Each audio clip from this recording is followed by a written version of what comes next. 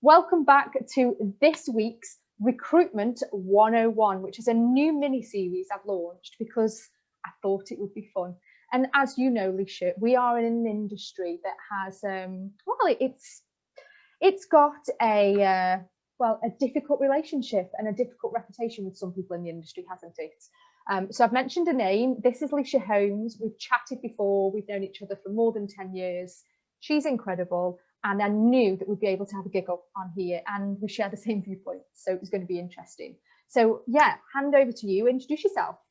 Hi everyone, and thank you so much for your kind introduction. I'm thrilled to be here, and I used to love that TV show Room 101. So the concept of this, it was like, where do I start? So I've been in recruitment since 1998. I actually started my career in the Midlands, working in engineering for 3 years, placing white collar engineers across automotive, aerospace and manufacturing. Moved back up to my hometown of Manchester, and then I very briefly spent some time in the advertising world for about a year or so before I tread into what is known as the dark art of recruitment. It's rec to rec, which for those who don't know means recruitment for the recruitment industry.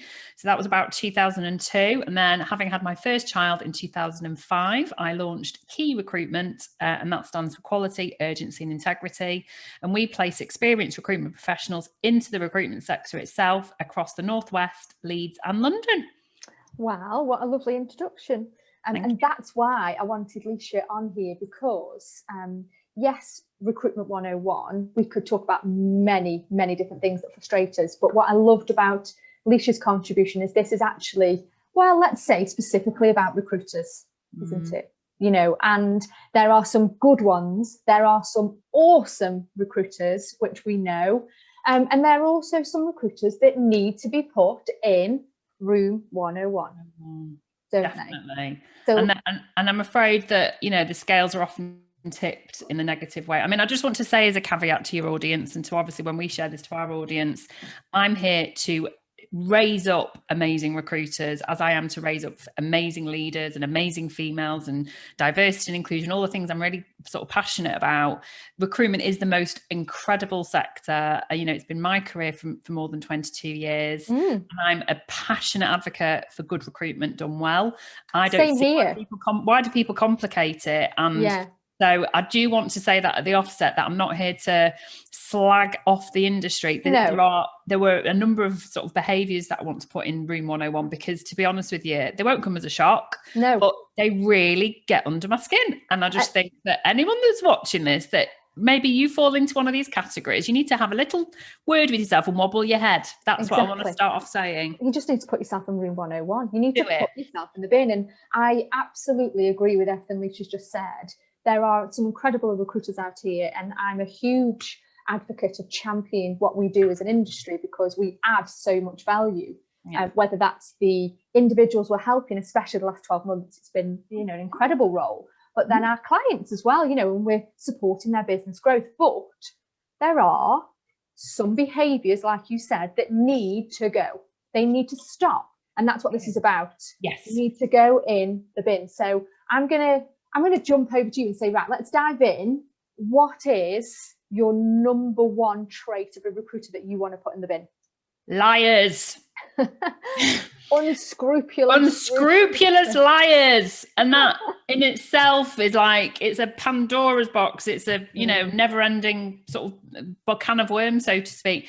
Unscrupulous liars. It's those recruiters, and, you know, I'm afraid if you're watching this, you might have come across this yourself, where they will say whatever it takes to convince a candidate to go for a job, or to bullshit, sorry if I'm not allowed to swear, bullshit their client just to try and get a candidate across the line. They're the ones that probably lie to their managers about what fees they've got on the board. They're the ones that probably, you know, send CVs out without getting the candidate's permission, which even pre-GDPR was not the right code of practice. But since GDPR, do you realise that your company could get a massive fine? And they just, to me, what are you doing this for? To me, it's so much easier to actually do the right thing, that you must just get yourself caught up in so many knots. So unscrupulous liars who give the whole sector a bad reputation. Absolutely. And I'm afraid that on a daily basis, we hear reports of fellow doing what I do, but obviously people across the recruitment industry who have basically lied to get try and get an end result? I don't think I can nod my head enough at that one. You are absolutely right. And I think what frustrates me about that is we know as recruiters, it's a tough job that we do. Yep. It's not complicated, but it can be really challenging. And if we have a candidate that we might be supporting the job search, or a client that we're guiding them on a project, if they go down the route of lying to us or not being truthful, how frustrating it is to manage. It's disheartening. So why do recruiters do it when we play the most important part in an individual's job search? We're moving. Why do they do it? They do it because they think that they've got this, and we have got a very privileged position, but they think that the role of a recruiter somehow has been misconstrued as this manipulative, Wolf of Wall Street kind of, that beating on your chest. It's a great movie. Yeah, just like ringing my bell, I'm going to make more money than you. Whereas if actually, yes, we are in a very privileged position. We're taking someone's career, we're delivering on we are a client's business partner, helping them strategic growth, through people and hiring, which is the biggest, always going to be the biggest factor in anyone's growth strategy, regardless of what your sector is. It's a huge compliment, isn't it, to be the recruitment partner for a business when you're supporting them through growth. So then for a recruiter to lie, whether it be to your client or your candidate, like you said, it still amazes me after 15 years. After 15 years, I'm still amazed by the poor and shoddy behaviour of recruiters. And do you know the irony that because obviously I do meet a lot of top billing recruiters, and I meet a lot of, the best in their game. And I count you as one of them, because you do the right thing. And, you ring up a client and, they might want an update. You tell the truth. Absolutely. No matter how hard it is. And I think that's the problem with recruiters when they start lying, and even going back to say lying about their targets or their achievements, it just creates that negative space. Whereas actually, if you just own up to the problem, if you call your client and say, I'm not going to be able to deliver on this, or, actually, I've gone back through your profile and I've really considered it, and actually you're not quite what the client is looking for, a candidate's going to value that information. Absolutely.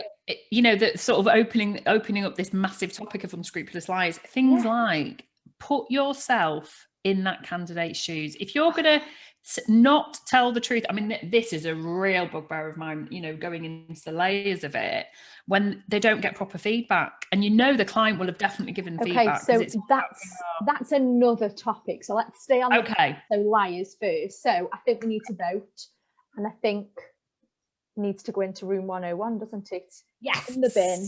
See you later. So unscrupulous lying recruiters is in the bin. Let's be rid of that trait. Okay. Yes. It doesn't help anybody. It hinders everybody in the process, doesn't it? Yes. Okay. So the next one, you touched on it then, so I'm going to grab that before you move on to another one. So the next one, lazy recruiters. Wow. I just think that the recruitment sector over the last decade has allowed for lots of mediocre, lazy behaviours and lazy attributes. And I don't mean that because if you're sitting on legacy clients, I don't mean you. I mean those that think it's okay just to stick a job advert out there and, sift through a few CVs, wing the CVs over to the client, and then never actually engage. And I thought, the whole thing about, we're working from home at the moment. We're probably all working far more hours than we probably should do. Absolutely. It's much harder to have that sort of start time and end time. And I think that it'll be interesting as we unlock and we kind of and I know you're in your office again, but as people go back into the offices, because I do think we'll kind of shift back the other way. It'll be interesting to see how some of those lazy people will get themselves out of it. I don't like lazy behaviour full stop, because I think that's the thing for me. It's lazy behaviour, isn't it? And it's the same as the one before. It's all about behaviours and, lazy recruiters. Okay, so let's think. A lazy recruiter doesn't speak to a candidate before they send their CV over to a client. A lazy recruiter, what else does a lazy recruiter do in your opinion? Well, they'll do the bare minimum to get through. And that's for their colleagues as well, and for their leaders, for their actual business that they work for. They're the ones that they're not going to cause any trouble. Yeah. They're not lying. They're not unscrupulous. They're doing the bare minimum. They're doing the bare minimum to kind of make sure that they stay below the radar. But they're the ones that, you know, they'll rock up literally just before work officially clocks on. Just anybody wants a brew, you know, go and make a brew. It's anything to avoid, you know, watching that phone, waiting for that phone to ring. I've got an example of that. Yeah, not proactive. And this is an industry. Yeah, we're in a sales industry at the end of the day, you know, and I believe in working hard for the business. I do. I absolutely believe in working hard. And of course, you know, we make money on the clients that we support, on the candidates that we support, but that's every business. We all make a profit. That's what we do. So forget that side. But from working hard, I've got an example of a very, very senior candidate of ours. I remember him coming to Katie and I with this problem and saying, I've got this recruiter who's trying to chat to you about a role. It's an MD level role, you know, so it's very senior. He won't speak to me after 5 o'clock. He will not call me after 5 o'clock. He's telling me I need to speak to him between the hours of 9 and 5. Right. Now, I am all for championing flexible work in the sense of, like me, like you, we've got families, and I will always try, if I can, to switch off about 5 so that I can have food with the family, sit down, help George with anything, and then I'm back online because I need to be. Yeah, not every day, but most days. And there's someone I need to speak to at 7 o'clock at night or 8 o'clock at night. That's our industry.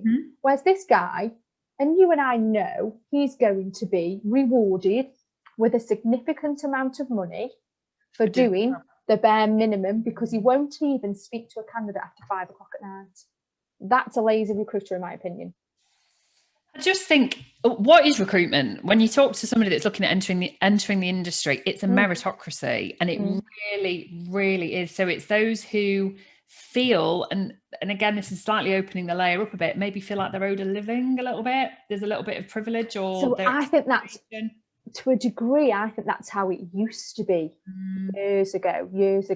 Yeah. I think there's people like you and I now that are trying to change it, you know, and I think the recruitment world has definitely shifted over the last 12 months in terms of how we operate. But it's when you still get those recruiters that, like you said, they feel like they're owed something. And well, if you want a job via me, you're going to have to work to me. But that's, you know, I feel privileged to work with a candidate. I really do. And I also know that I can't always take a personal call in my working day. I have to speak to people outside of working hours, of course. So, you know, that's just probably it's mindset. Yeah, and it is. I mean, what does lazy mean? It's someone that doesn't push themselves. They stay in a comfort zone. Yeah. They don't do anything out of their comfort zone. They don't believe in anyone else encouraging them to get out of their comfort zone. They probably, you know, change their bedding every month or so. I mean, you know, they probably do the sort of bare minimum exercise so that they're not, you know, unhealthy. I can just imagine, you know, you just kind of imagine how that person's living their life. So you can't change that person. No. But I personally, if I was looking for a new job, I wouldn't go to someone that doesn't inspire me, that they've got energy to go and find me the right thing. Or if I was a leader looking for a new hire, they're going to go and find that person for me. So it's how you convey, you communicate. It's the law of attraction, isn't it? Yeah. You know, you know, that it's so incredibly important that the people that you want to work with or work around inspire you and motivate you and pull you in. And that's why I know we work with most of our clients is based on that principle. They see something in me or one of my colleagues that, you know, and I'm sure this has happened. Mirror them, and they would probably offer you a job if they could. Of course they do. They know that you stand for the same morals and ethics and values. Absolutely. So yeah, lazy recruiters, 101. And I'm sorry to tell you, if you thought it was hard pre-COVID, you have got no chance. You've got nowhere to hide anymore. So if that is you watching or reading this, I really think you need to rethink your career. Consider where you're going, because it is harder. I you know, like I said, I've been in this industry for 15 years, and yes, H2 now is my business, so there's a different association with it. But I have never worked as hard as I have in the last 12 months. Me neither. But I feel good for it, because I've supported some incredible people through the most challenging time of their life, and they've come out of it with a new position. Great. But as people, we're drained. I look forward to a Friday afternoon at 3 o'clock. When I can have a glass of wine and I can sit down, I can chill with the family, and take a break. But we work so hard. If you're not prepared to work hard, this job is not for you. Post-pandemic, post-COVID, I just think now you've got to work hard. Yeah. If you want to do something like that, you're really not suited to recruitment. It's such a great industry. It's such a rewarding industry. I love what I do. I don't love when people say, oh, I love my job. For me, it's I love what I do. Oh, God. So much more to what I just love recruitment. I'm passionate about recruitment, yeah. So challenging. It's such a hard job to do. Yeah, definitely. But we're changing people's lives, and that's not cheesy. It's just that's the truth. Every time I talk to you, we say we're changing people's lives, and it's true, isn't it? Hugely true. Okay, so that's definitely room 101. I think we've got time for one more. So what we talk about recruiters. We're talking about recruitment 101 for anyone that perhaps might have just dived in at this moment in time. So what else would you put into room 101 recruitment's sake? So it's a little bit contentious because obviously you and I are both from an ex-cohort from the Hoxo Academy on brand and personal brand on LinkedIn. This sounds interesting. So huge shout out to the guys over at Hoxo. It's content for content's sake. I mean, I try really hard I do post very consistently every day. I'll post something where I think it's of value. I think it's going to be interesting. Sometimes it might be a bit funny. It might be a little bit challenging the norm. But I literally, if I've got nothing to post, I just won't post. If I can't think of something that's going to add some value to my connections, I just won't bother. And so I'll spend maybe 1 to 2 hours a day on LinkedIn. That's all I do. I'm one of those I give rather than take from LinkedIn, if that makes sense. A bit like Facebook. I don't tend to sit there and snoop on everybody. I'm genuinely just kind of adding content. Yeah. And I just sometimes look through and think, why have you bothered posting that? You've done it purely to try and get the likes. You've shared a picture of this, or you've shared a link of this, but actually what you're saying has got no substance, and you're not add anything to me. I mean, I'm not a troll. I won't start going, why have you bothered? I'm not a keyboard warrior. No. I just think, why have you posted that? And I think there's a lot of repetition. There is. And I think that comes down to people maybe not understanding how content and branding works on LinkedIn. And they think that they know what it's all about, but actually there is a strategy, which is why we invested in our business. Of course, that's why we did. That's why we did the academy. That's why we did the Hoxo Academy. Absolutely. We needed to learn and support putting our businesses out there and our personal brand. But you're right. So, I think a big criticism for me is, and I'd probably say actually this is not just recruiters, it's people in general, but specifically for recruiters, is when they put a post out there, like you said, that is just for the likes and the comments and the shares. They're trying to be controversial. They're trying to be rude. They're downgrading the industry that we're in. For me, content is always about adding value. It's about the person at the end who's reading it. Will they engage with it? Will they resonate with it? Will it help them? And also it's about obviously real life scenarios, making sure that we're all real. We show that we're human, whether it's a personal post or it's something, like today, I've popped out there a testimonial, but it means something to me that candidate felt so compelled to give me that feedback. And I want to share that because it's important that if you are struggling with a recruiter, that there are some good ones out there, but content for content's sake. So I'm going to be a bit controversial in my response and say, is there ever such thing as bad content? Despite what I've just said, it drives engagement, it drives interaction, it drives likes and comments. I don't go for it like that in myself, but there are some people out there that would say any content is better than nothing. Whereas that's not how I approach it. Like you, I'd rather step away from the screen if I've not got anything motivational to say, and I just move on to the next day. But I understand why you're saying what you're saying, and you're balancing out the argument, because I think this is an argument for quality over quantity, which 100%. I will always stand for. I would rather send one, like I say to a client, I've taken on a new client today, for example, and I said, look, if you're expecting me to come up with 3 candidates, that's not going to happen, because it's very driven. But if you want that phone call to get that one candidate, that's what I'll do for you. I'll be your brand ambassador. So I'm always about quality. And that's really where I sit on the content fence, because otherwise you just end up scrolling down. If I'm going to read something, I want to engage with it. I want it to appeal to me. I'll support people on there. If I see someone that I can see they're trying. But what I'm saying is sometimes there's just a little bit of, is this really interesting? No. Yeah. Is there any value in this? Because I asked myself the question, have I learned anything from it? Is it interesting? Is it new? Is it funny? Because that's fine. I'm all for a bit of humour. Absolutely. And if it doesn't answer any of those 2 questions, I just think, really? Yeah, I get it. And I feel the same. So I'm kind of, I wouldn't say I'm on the fence on that one. I'd just say that, you know, there are some marketeers out there that would say any content is good content. And I think for people who are learning how to share content, which, you know, we've both been on that journey, if you're learning, then I think sharing content is better than not sharing content. Because I think the expression is done is better than perfect. I think Amelia Sordell says that's one of her quotes. And I totally subscribe to that. It's like anything, just do it, just get on with it. Yeah. Just do it. But I just think sometimes it just becomes a little bit disingenuous. Oh, absolutely. And I think you can tell. No, and I think you can tell when someone's just posting for posting's sake, you know, and not really have any heart or soul behind it. Yeah. You know, I always say to the girls here in the office, if you haven't got anything good to say or anything valuable to say or anything that's really going to engage with your audience, just don't say it. Step away and, you know, maybe share something from something that you've done previously, or actually just like and comment on someone else's post, because that will add more value to your network. Of course it will. So I'm a huge believer in that. So I'm content for content's sake. I'm going to be brave and I'm going to say Room 101. 3 out of 3. Yes.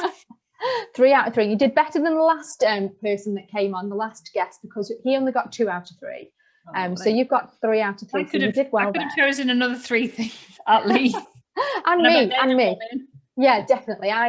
There's a long list. So I love this little series because it's going to go on, and I'm hoping it brings some conversation around on LinkedIn as well, and on the YouTube channel, to see what other people's viewpoints are. So I'm going to put this, you know, as a successful Room 101. We've got all 3 in there. We agreed.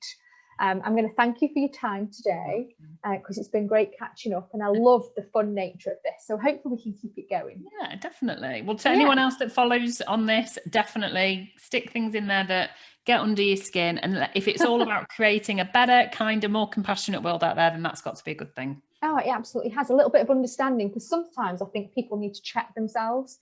Maybe this might, you know, encourage them to check themselves and think, actually, that was the wrong way to approach a situation. Hope so. We can live in hope, can't we? We can. So, yeah.